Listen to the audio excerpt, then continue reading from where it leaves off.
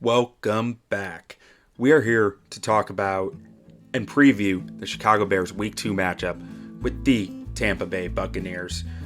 We are going to start off with the offense here. Take a look at Baker Mayfield, take a look at some of the weapons that they have and what they have around them. Starting with the Bucs O-line, Tristan Wirfs is all-world. Outstanding left tackle now. Used to play right tackle, moved over the left side. Not the most dominating run blocker, but he gets the job done well and an incredible pass blocker. Matt Filer at left guard, he's solid. He's fine. Nothing to complain about there. And then you get really young. Robert Hainsey, Cody Mauch, and Luke Gadecki. All three of these guys are on the younger side. They're a little less powerful than their counterparts, so you can take advantage of some of that. With the youth, you wonder, they might get stronger over the years, but right now it looks like both in pass protection and run blocking, there's something to take advantage of there.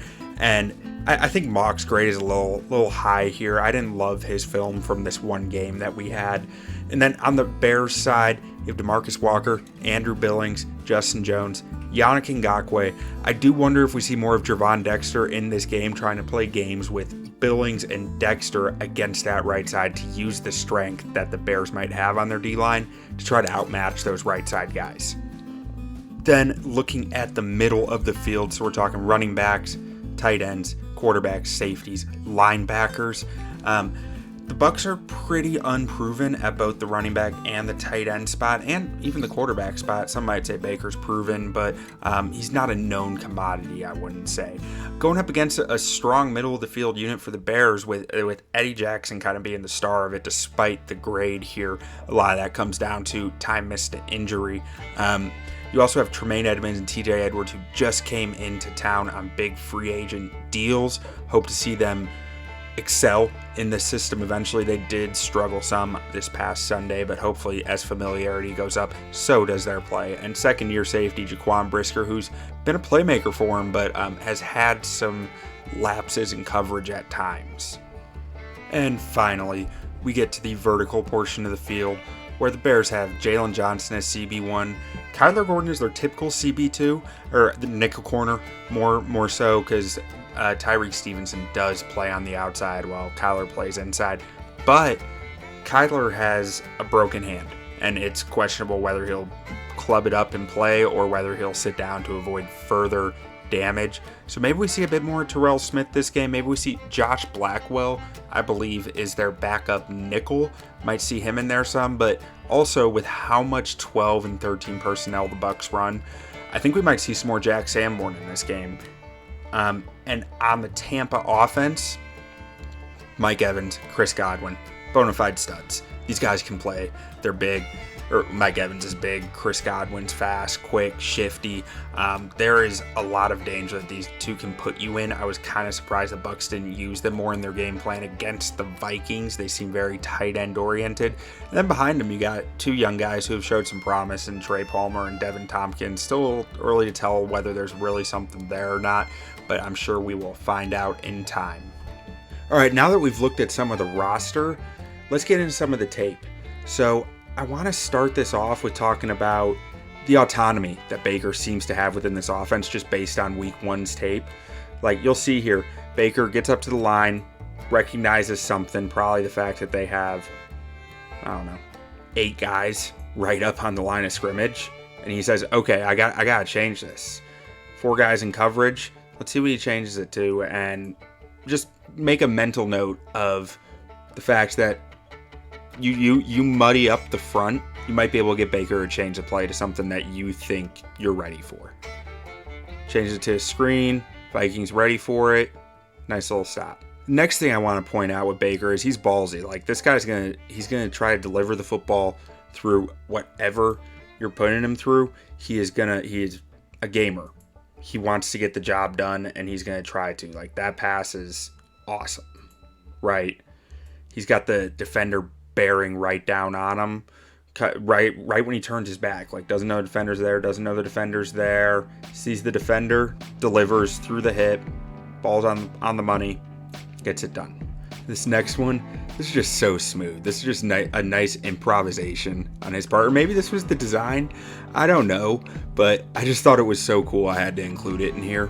Like, so if we watch closer, Baker, comes off the play action from his back turn, sees one guy, starts to turn, sees the other guy behind him, switches the ball into his other hand, tosses it right to the running back there, and running back's got room. Sorry. Let me roll that through. Let me roll that through for you one more time. See, boop, drops it off. It's gone. Nice game there. Something that so I'm starting with some of the positives and then we'll get to some of the negatives. This one here, it's a tight window throw. And Baker has the arm to make these tight window throws, but they are dangerous sometimes too. Like, rewind it back here to right about here. So right when he's throwing. So the safety knows this ball's probably coming out now. It's more than a pump fake. And you got the route coming right about there. Maybe a little thinner than that. Let me redraw that. Like right there. And the safety, safety dreams of these opportunities. His footwork's a little off, that like he's not ready to plant and drive on it yet. But if he was, I have a hard time saying that that's not a ball that he has taken. And he has daylight. He has room to run with that thing. So hopefully Eddie Jackson's in a little bit better position to make this play if they get this opportunity, because that's there, I think. Now that we've gone through some of the positive, I think I want to touch on a bit more of the negative here of you can fluster Baker and some of his pass protection. Like, see, we got 6 men on the line of scrimmage here, and this is something like the Bears don't do much of this. I wish they would do more disguise up front, because I really do think with where quarterbacks are in the league right now, there's a lot of opportunity to confuse and mess with these guys. I hope we see some mugged up fronts, meaning that the 2 backers are in the A gap pre-snap and just threatening. Even if they only send a guy on occasion, I just think there's a lot to gain from that, from making the quarterback have to think it through. Like this, you see, they drop. Baker was not expecting them to just all drop out, and he's kind of just all over the place, right? So he gets the ball, gets to his drop, looks over here, almost seems like he's not entirely sure what he's seeing, or maybe he is. I shouldn't say he's not sure what he's seeing, but like he feels like for whatever route's coming up top, let's see what it is. I mean, it was just a go. Maybe that was just like a decoy route, because he probably could have tried to hit that go towards the sideline and, over the middle. So I'm saying, when I'm saying go to the sideline, I'm saying send a fade just right out here. Maybe you can hit that. Maybe this guy can probably recover, but you're looking at one-on-one. And then you're seeing this and you're saying there's probably nothing there. So he cuts back to the other side and just airmails it. His footwork in these moments where he gets flustered just ends up all over the place. He's hopping all over. He's bouncy. It's not a good way to be an accurate passer. Like, that footwork is really key to putting the ball on the spot. And then we're going to see another one here where he misfires. And his footwork just kind of ends up all over the place. He rushes it, honestly. So we're seeing he hits his drop, and he sees that this guy is pretty flat-footed, and he knows he's running right by him. So he says, I see this in Madden when I play Madden, right? It's like, all right, they're even, he's gone. So he sees it, gets excited, and just charges up his feet. Did you catch that? Like that. Hits his drop, and then just moves his feet. It's almost like he's moving too fast. He's so excited that he has it, and just leaves the ball off the mark. And I had to include this one. This is just a read option play, but Baker keeps it. And they were setting this up all game. This one's in the fourth quarter. A close game. Clearly they thought, if we set this up all game, we can trick them. When Baker does keep it, everyone will flow with the running back, and we're going to get him. And they kind of do, but Baker just doesn't have the speed to make up for it. Bears can't be the team to get burnt by this, is the reason I included it in here. Moving on to Tampa's tight ends, they ran a lot. And I mean a lot of 12 personnel, even some 13 personnel in this game, meaning one running back, 2 tight ends, or one running back, 3 tight ends. They want to play heavy. I got the vibe they want to bully you, but I'm not sure their O-line and tight ends are physical enough to bully you or just powerful enough yet. A lot of them are young. So I just wanted to show some of these examples. On this one here, we're just going to watch the tight end run up the seam. Most of these are play action. I believe this one was play action, and it's a Baker misfire, but I just wanted to show some examples of how they're trying to get these tight ends going in the passing game. Especially 41. They really felt like they wanted to get 41. I believe that's Kokeft involved. On this one, we're going to see Keft again, and he plays a fullback role for them sometimes too. So right here, he's lined up in the backfield. He's going to motion down right next to this guy. And then he's just going to run up the seam and hit a curl. And it's there. I mean, the ball's a little off the mark. It probably could have been caught, but just another example of way that they're really trying to get some mismatches for their tight ends and make stuff happen there. As a Mike Evans fantasy owner, I was very annoyed by this because it was like I was going into halftime with like Mike Evans 0 points, and it was driving me crazy. And I was wondering why. And after watching the game, it's because they really wanted to get these tight ends involved in the first half. On this next one, again, it's Kokeft. It's going to be a play action fake, and you're going to see Keft just kind of leak out past these guys, and then he just starts to stutter his steps and turn around too early, and the ball ends up landing flat, but it was there. So make a mental note if you're the Bears, don't be the ones to get hit with this. You know they're sour that they didn't hit this last week, and it was there, and they might come back to it to try to hit it again. And then before we move on, I want to just go through some of the tight end blocking. So right here, we're going to watch these 3 tight ends in run blocking. And just, you don't need to watch too closely. You just see that they struggle to handle these defensive linemen, but they're trusted to handle. Or so 88 moves cross formation, but they're trusted, these other 2, to handle those defensive linemen in the run game, and they just kind of can't. So if they continue to do that, you got to make sure that you are dominating those matchups if you're the Bears. And we're seeing 88 come into the formation, and so he's got a seal out block, right? Like, his job, as everything, ball's flowing across this way, your job as the tight end is to take this guy and just seal him off. Make sure he, try not to cross the hashes, Give this guy a nice big alley to run through. And I mean, these blockers, they're going to try to seal off that direction, but you want to make sure that you are giving as good of a lane as you can to the running back on the outside, and he just struggles to do so. All right, let's take a look at the offensive line. Here's a pass blocking rep. I've only got one of these. Honestly, this O-line was pretty solid in pass pro for a lot of this game. They faced a lot of blitzes. They had some confusion moments, but from an actual holding up when they understood their assignments, I thought they played fairly well. So the guy that you're most likely going to want to be attacking is Luke Idzik, the right tackle. I mean, you don't want to go at Tristan Wirfs in pass pro. Tristan Wirfs is a stud in pass pro, so you don't want to go at him.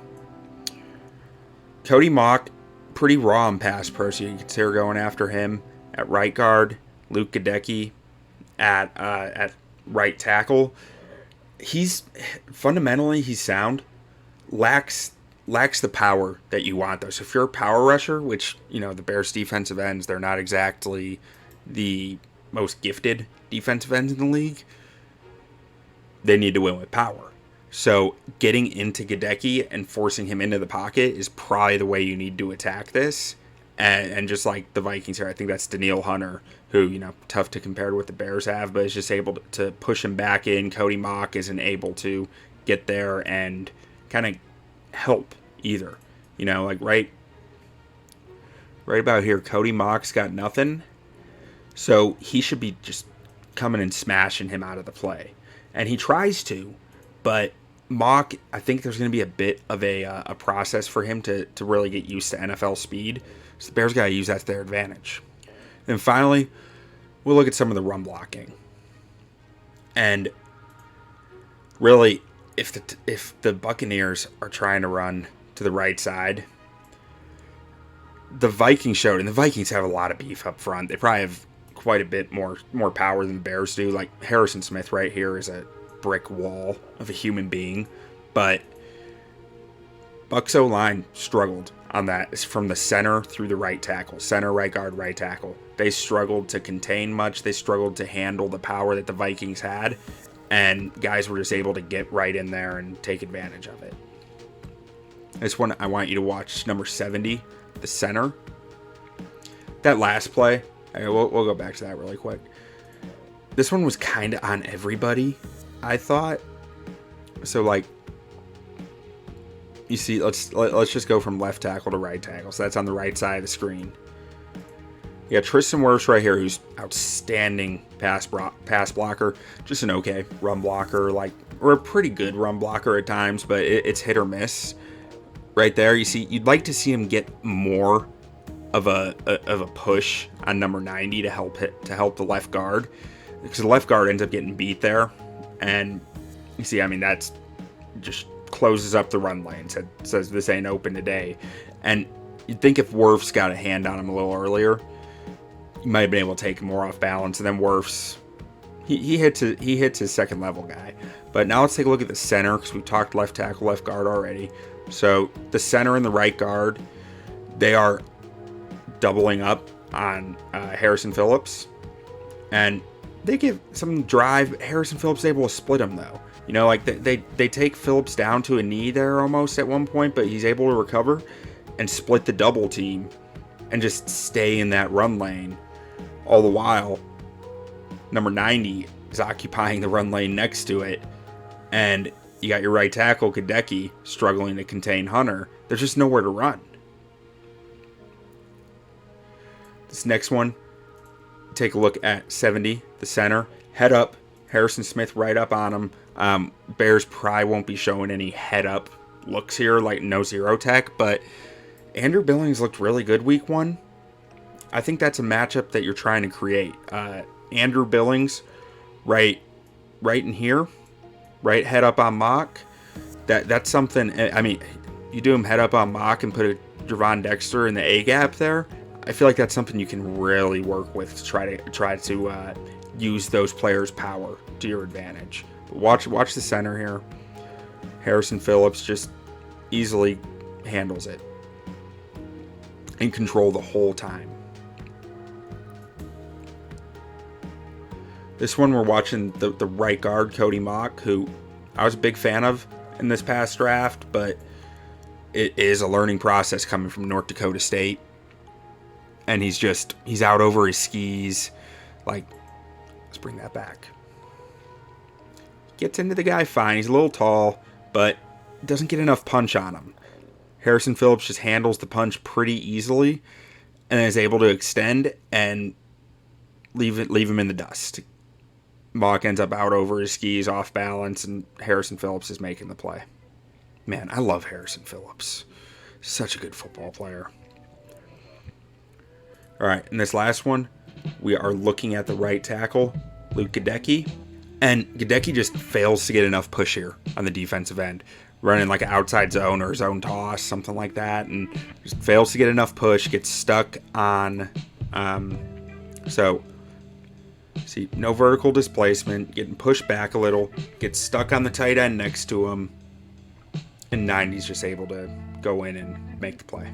All right, I hope you all enjoyed this. If you did, please comment, like, subscribe, let me know what you'd like to see, and make sure to go check out my podcasts, Bears on Tap for Chicago Bears content, Shaving Points podcast, where we're making NFL content, gambling content, and everything about football. Basically, we are just a big-time football podcast.